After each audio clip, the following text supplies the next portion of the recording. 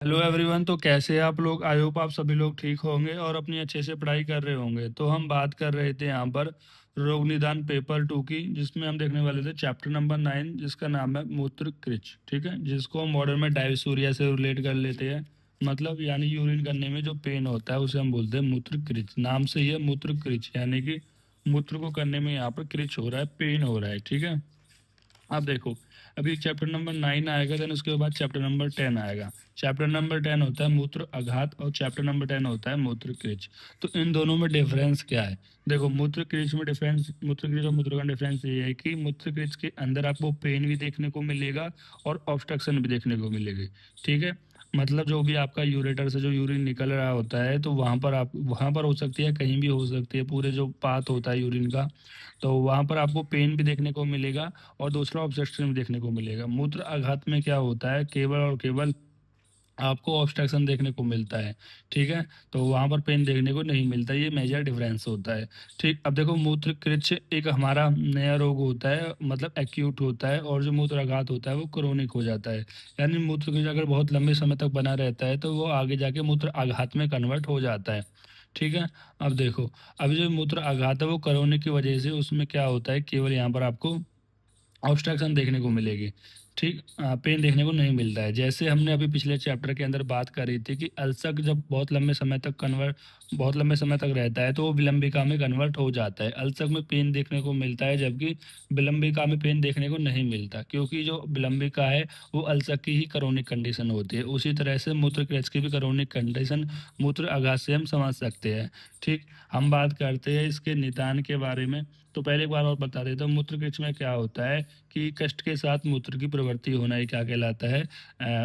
मूत्रकृच कहलाता है। फिर हम निदान की बात करते हैं। जनरली इसके जो निदान होते हैं वो वातज निदान होते हैं, जैसे कि अधिक व्यायाम, मद्यपान, तीक्ष्ण औषध, रुक्षनपान, आलू मांस, मछली सेवन और अध्यशन। ठीक, इसकी छोटी सी संप्राप्ति उसको भी देख लेते हैं कि वात प्रधान अपने निदानों का सेवन किया तो उसमें वात आदि दोष प्रकोपित हो जाते हैं। ठीक है, वात आदि दोष प्रकोपित हो जाते हैं, यानी कि वात के साथ साथ दो दोष और भी है, लेकिन प्रधान वात दोष है। तो वो क्या करेगा, वात दोष मूत्र व स्रोतस में तुष्टि कर देगा। तो मूत्र व स्रोतस में तुष्टि कर देगा तो मूत्र मार्ग में क्षोभ उत्पन्न हो जाएगा। क्षोभ यानी इरिटेशन हो जाएगी, जिसकी वजह से यहाँ पर यूरिन करने में पेन होगा, उसे हम बोल देंगे मूत्र क्रेज। इसमें दोष की बात करते हैं तो वात प्रधान दोष होता है। दूषित रस और रक्त की बात करते हैं, भाई यूरिन में जो आपका वाटर कंटेंट है वही तो दूषित हो रहा है। और दूसरा जिसको हम रस से रिलेट करते हैं, और रक्त, कभी कभी यूरिन करने में जब पेन होता है तो रक्त भी आ जाता है, तो रस और रक्त यहाँ पर दोषी है। स्रोतस की बात करें तो मूत्र व स्रोतस है। दृष्टि की बात करें तो यहाँ पर क्या हो रहा है, संग हो रहा है। संग मतलब ऑब्स्ट्रक्शन ही तो हो रही है यहाँ पे। अग्नि की दृष्टि बात करें तो अग्नि हमेशा आपको मंद ही देखने को मिलेगी। फिर इसके बाद करते हैं हम सामान्य लक्षण की बात। तो सामान्य लक्षण में क्या है कि अत्यंत कष्ट के साथ रुक रुक कर बार बार मूत्र की प्रवृत्ति होना। तो ये सामान्य लक्षण है। यदि कोई भी पेशेंट ऐसे लक्षण को बताता है कि डॉक्टर साहब मुझे जो यूरिन आता है वो बहुत रुक रुक कर आता है, ठीक है, और बार बार आता है, मतलब बार बार इसलिए तो कर रहा है क्योंकि वो यूरिन को पूरी तरह से एक बार में नहीं कर पा रहा है, क्योंकि वहाँ पर ऑब्स्ट्रक्शन है, पेन है, थोड़ा थोड़ा करके वहाँ पर यूरिन आ रहा है। ठीक, देन इसके बाद कुछ यहाँ पर इंट्रो वाला पॉइंट वही है कि मूत्र की कष्ट के साथ प्रवृत्ति होना मूत्र कृच होता है। मूत्र कृच में मूत्र कृच में कृशता के साथ मूत्र विबंध मिलती है। मतलब मूत्र कृच के अंदर क्या मिलता है आपको, कि मूत्र कृच के अंदर आपको यहाँ पर कष्टता मिलेगी, यानी पेन मिलेगा, और विवंता यानी ऑब्स्ट्रक्शन दोनों देखने को मिलेगी। जबकि मूत्र आघात में आपको केवल विवंता यानी ऑब्स्ट्रक्शन देखने को मिलेगी। फिर इसके बाद हम प्रकार की बात करते हैं।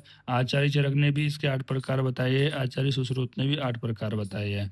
ठीक है, आप पढ़ोगे वातज, पित्तज, कफज, सन्निपातज, 4 तो यही हो जाते हैं, और उसके बाद 4 और होते हैं, जिनके अंदर से आचार्य चरक ने शुक्रज माना है, जबकि आचार्य चरक ने शुक्रज नाम मानकर आचार्य सुश्रुत ने शर्कराजन्य माना है। चरक ने शुक्रज माना है, सुश्रुत ने शर्कराजन्य माना है। अभी समझा दूंगा, पहले हम इनके आठों भेद के बारे में बात कर लेते हैं। जैसे पहला भेद होता है यहाँ पर वातज मूत्रकृच। वातज मूत्रकृच को हम रेट कर सकते हैं रीनल कॉलिक से।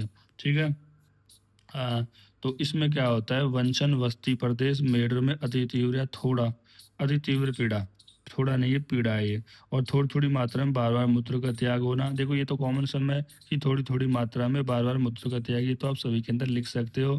और फेन युक्त होना, लाल लाल या काला मूत्र का त्याग होना। देखो, अब ये जो वंशन प्रदेश है, आपका वस्ती प्रदेश है, मेडर प्रदेश यानी पेनिस हो गया, यूरिनरी ब्लैडर हो गया, इंग्वाइनल रीजन हो गया, ठीक है? ये तीनों ही कहीं न कहीं नाभि के नीचे है और हम जानते हैं कहीं न कहीं नाभि के नीचे वातज का स्थान है, तो वातज मूत्रकृज के अंदर ऐसे हम ध्यान रख सकते हैं, ठीक है? दूसरा होता है पित्तज मूत्रकृज जिसको हम एक्यूट यूरिनरी ट्रैक्ट इन्फेक्शन से रिलेट कर सकते हैं, यूटीआई से। तो बार-बार पीत मतलब पीला मूत्र आना, हरा वर्ण आना, रक्त वर्ण आना, ठीक है? ऐसे मूत्र का आना और दूसरा अल्प मात्रा में त्याग। भई ये तो मैंने बता ही दिया है कि इसमें यूरिन कम मात्रा में आएगा लेकिन बार-बार आएगा और रुझा के साथ मूत्र आना ये भी आपके 2 पॉइंट कॉमन है, पेन के साथ आएगा और अल्प मात्रा में आएगा और पित्तज मूत्रकृज है तो धा देखने को आपको ज़रूर मिलेगा, ठीक? देन इसके बाद हम बात करते हैं कफज मूत्रकृज में। इसको पायूरिया से रिलेट कर सकते हैं मतलब वही कि ये थोड़ा-सा कफ की वजह से पीछे लोगों का कफ वगैरह, पस वगैरह भी ऐसे देखने को मूत्र के अंदर मिल सकते हैं और दूसरा कफ की वजह से शुक्ल वर्ण आपको देखने को मिलेगा। भई जो नॉर्मल दोषों के हिसाब से कलर मिल रहा है, जैसे यहाँ पर कफज के अनुसार शुक्ल, पित्त के अनुसार पित्त, हरित रक्त वर्ण मिल रहा है, ठीक है? और वातज की वजह से यहाँ पर आपको फेन युक्त या लाल या काला मूत्र देखने को मिल रहा है, ठीक? और यहाँ पर भी लिंग और मूत्राशय में भारीपन आपको देखने को मिलता है, ठीक? देन इसके बाद हम बात करते हैं सन्निपातज की। तो सन्निपातज के अंदर क्या है, तीनों दोष की इन्वॉल्वमेंट है, यानी सारे शरीर में दहा होगा, त्वम प्रदेश होगा, कष्टपूर्वक मूत्र त्याग होगा और बार-बार विविध प्रकार का मूत्र त्याग होगा। मतलब कह रहा है कलरफुल यहाँ पर आपको देखने को मिलेगा, लाल, काला, पीला क्योंकि ये सारे ही कलर इसके अंदर यहाँ पर देखने को मिल जाएँगे अगर तीनों ही दोष की इन्वॉल्वमेंट है।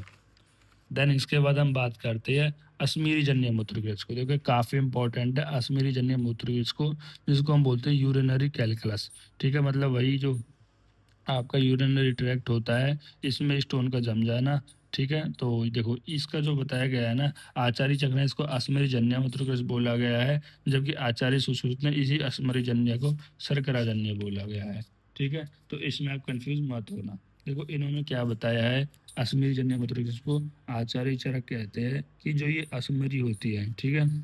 ये जो अश्मरी होती है, वो पित्त से क्या हो जाएगा, इसका परिपाक हो जाएगा। परिपाक हो जाएगा, परिपाचित हो जाएगा, ठीक? और जो वात है, वायु उसको सुखाने का काम करेगी, ठीक है? मतलब जो भी अश्मीरी है, तो अश्मीरी ही क्या करती है पित्त से परिपाचित होती है और वायु उसको सुखाने का काम करती है। और यहाँ पर जो इसका कफ का जो अनुबंध था, कफ का जो संबंध था, कफ का संबंध यहाँ से इसे नष्ट हो जाएगा, ठीक है? कफ का संबंध नष्ट हो जाएगा जिसकी वजह से ये मूत्र के साथ बाहर निकलने लग जाएगी। ये क्या करेगी? मूत्र के साथ बॉडी से बाहर आने लगेगी। भाई मैंने क्या बताया कि जो ये अश्मीरी जर्नी है वो यूरिनरी क्रिकलाई है मतलब यूरिन में आपके स्टोन वगैरह जम जाते हैं और जब वो बाहर आते हैं मूत्र के साथ तो कितना पेन होता है, ठीक है? तो यही बता रहे हैं कि जो अश्मीरी है पित्त की वजह से परिपाचित, वात की वजह से उसको और कफ का जो अनुबंध खत्म हो जाएगा वो तो चिपकेगी वगैरह नहीं, तो वो क्या हो जाती है एक तरीके से वो जो स्टोन सा था वो ब्रेकआउट होने लगेगा और ब्रेकआउट होने लग के मूत्र के साथ बाहर आएगा, ठीक है? मूत्र के साथ बाहर निकलती है और जब मूत्र के साथ बाहर निकलेगी तो वो कैसे फॉर्म में निकलेंगी? ग्रेवियल्स पर छोटे-छोटे टुकड़े की फॉर्म में निकलेंगी, ठीक है? जिनको हम ग्रेवियल्स को क्या बोलते हैं? इनको बोलते हैं हम शर्कराजन्य, ठीक है? इसलिए आचार्य सुश्रुत ने अश्मरीजन्य को शर्कराजन्य भी कहा है। फिर इस शर्कराजन्य के कुछ लक्षण देखने को मिलेंगे कि जैसे कि हृदय पीड़ा, कंपन, हृदय में पीड़ा होगी, कंपन होगा, कुक्षि शूल होगा, अग्निमंद होगी, मूर्छा होगी। भाई जब ये यूरिन से आपके ये ग्रेवियल्स निकल रही है तो आपको पेन तो होगा ही ना, ये कुछ लक्षण देखने को मिल रहे हैं। एक बार फिर से समझाता हूँ, अश्मीरी जन्य में क्या होता है कि जो आपकी अश्मीरी होती है, जो आप ऐसे समझिए जो आपकी यूरिनरी ट्रैक्ट है वहाँ पर कोई स्टोन वगैरह डिपॉजिट है, तो वो आपका पित्त की वजह से पाचित होता है, वात की वजह से सूख जाता है और कफ का जब उसका अनुबंध खत्म हो जाता है तो वो मूत्र साथ बाहर निकलती है और इसे किसके फॉर्म में निकलती है? ग्रेव छोटे-छोटे कंकड़ की फॉर्म में निकलती है, उसे हम शर्कराजन्य बोल देते हैं और इसके साथ जब वो निकलते हैं तो कुछ लक्षण हृदय में पीड़ा, कंप वगैरह देखने को मिल जाता है। इसे हम बोलते हैं अश्मीरी मूत्रकृज। देन उसके बाद आता है हमारा सुक्रज मूत्रकृज, ठीक है? अब देखो मूत्रकृज में क्या होता है, अपने स्थान से च्युत हुआ शुक्र जब दोषों के प्रकोप से अवरुद्ध होकर मूत्र मार्ग में रुक जाता है, तब रोगी को सुकृत मूत्र त्याग होता है। यानी कह रहा है सुकृत मूत्र के अंदर क्या होता है कि जब कोई भी रोगी है जब वो यूरिन निकालता है तो उसके साथ शुक्र निकल रहा है। शुक्र क्यों निकल रहा है कि जब भी एजुकेशन होने वाला था, ठीक है? तो मतलब जब भी स्पर्म निकलने वाला था तो उस टाइम पे आपने उसको रोक लिया, और रोकने की वजह से क्या हो गया कि दोष प्रकोपित हो गए। दोष के प्रकोपित होने की वजह से ये क्या हो गया, निकले हुए जो शुक्र है तो उनका अवरोध हो गया, और अवरोध होने की वजह से वो बॉडी से बाहर नहीं निकले। देखो, एक्चुअली में यहाँ पर देखो कंडीशन क्या है, यहाँ पर कंडीशन है कि जो दोष है, दोषों का यहाँ पर प्रकोप देखने को मिला। अब दोषों को प्रकोप देखने की वजह से यहाँ पर जो मार्ग है वो अवरोध होता है। वैसे तो मेनली कब दोष ही रिस्पॉन्सिबल होगा मार्ग अवरोध के लिए, तो उन्होंने क्या कर दिया, मार्ग अवरोध कर दिया। जो स्पर्म था वो यूरेटर के थ्रू बॉडी से बाहर निकलना चाहिए था, लेकिन उसका मार्ग अब अवरोध हो गया है। ठीक है, तो अब वो अवरोध होने की वजह से बॉडी के साथ बाहर नहीं निकल पाएगा। मतलब जब उसका मार्ग अवरोध होगा वो निकल नहीं पाएगा। जब यूरिन आएगा, जब मूत्र आएगा तो उसके साथ बाहर निकलेगा, और जब उसके साथ निकलेगा तो थोड़ा पेन वगैरह भी आपको देखने को मिल सकता है। ठीक है, फिर इसके कुछ लक्षण देखने को मिलते हैं। शुक्र सहित मूत्र का त्याग होगा, कष्टदायक मूत्र त्याग होगा, वस्ती और मेडर में पीड़ा होगी, वर्षण में रोष होगा, वस्ती और अंडकोश में द्वंद हो सकता है, सुई चुभन जैसी पीड़ा भी देखने को मिल सकती है। फिर आता है सकृत मूत्रग्रज। ठीक है, सकृत मूत्रग्रज, तो सकृत मूत्रग्रज को हम यहाँ पर कह सकते हैं मल यानी पुरी से रिलेट कर सकते हैं। तो इसमें क्या होता है कि मल के वेग को धार रोकने से वायु विलोम होकर सकृत मूत्रपिंड उत्पन्न होती है। देखो, आपको यहाँ पर पूरी से आ रहा था, मल आ रहा था, लेकिन आपने उसके वेग को रोक लिया, तो उसको वेग को रोकने से जो हमारी वायु अनुलोम गति में थी वो कैसी हो जाएगी, अब विलोम गति हो जाएगी। मतलब जो गति नीचे की ओर थी वो गति ऊपर की ओर हो जाएगी, तो उसकी वजह से सकृत मूत्रपिंड उत्पन्न होता है। यानी कि इस टाइम पे जब भी आप यहाँ पर यूरिन करते हो तो आपको पेन मिलेगा, क्योंकि यहाँ पर जो आपकी वायु है वो नीचे न जाकर अब ऊपर जा रही है। ठीक है, तो यहाँ पर ये विबंध के कारण उत्पन्न होने वाला मूत्रकृच है, क्योंकि आपने पहले विबंधी तो कराया। विबंध कराने की वजह से क्या हो गया, आपके वेग को अपोजिट हो गए, वेग अपोजिट हो गए, वायु पर और हो गई, तो इस तरह से आपको ये शुक्र मूत्र का जिसके लक्षण आद्यमान अशुलम मूत्र देखने को मिलता है।